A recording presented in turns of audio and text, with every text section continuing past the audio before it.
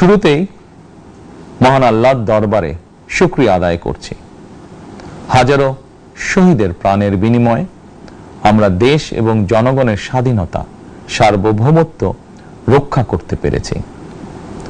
তাবেদার মুক্ত বাংলাদেশে জনগণের ভোটে জনগণের কাছে জবাবদিহিমূলক একটি নতুন সরকার যাত্রা শুরু করেছে।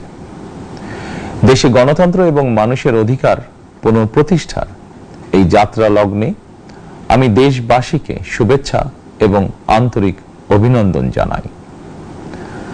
স্বাধীনতা প্রিয়, গণতান্ত্রিক আমি প্রিয়। জনগণের কারণেই দেশে আবার মানুষের অধিকার, সম্মান এবং মর্যাদা পুনঃপ্রতিষ্ঠার সুযোগ সৃষ্টি হয়েছে।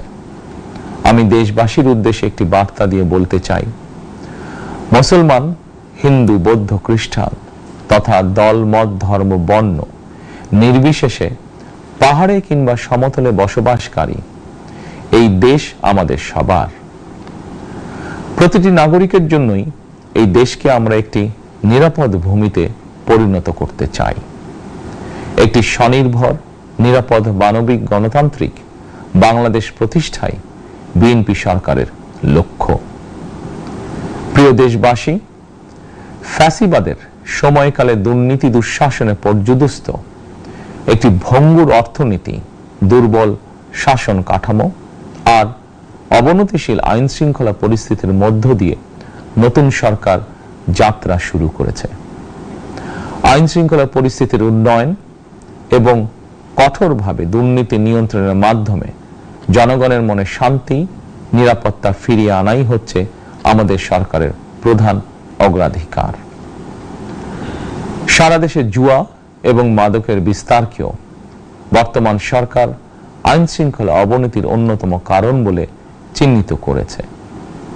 সুতরাং জুয়া এবং মাদক নিয়ন্ত্রণে আইন শৃঙ্খলা বাহিনী সব রকমের কঠোর পদক্ষেপ গ্রহণ করছে। জনজীবনে শান্তি ও নিরাপত্তা নিশ্চিত করতে সরকার সর্বোচ্চ উদ্যোগ গ্রহণ করছে। দেশের প্রতিটি সাংবিধানিক এবং সরকারি, বেসরকারি প্রতিষ্ঠান চলবে বিধিবদ্ধ নীতি নিয়মে। দলীয় কিংবা রাজনৈতিক প্রভাব, প্রতিপত্তি অথবা জোর জবরদস্তি নয়। আইনের শাসনই হবে রাষ্ট্র পরিচালনার শেষ কথা।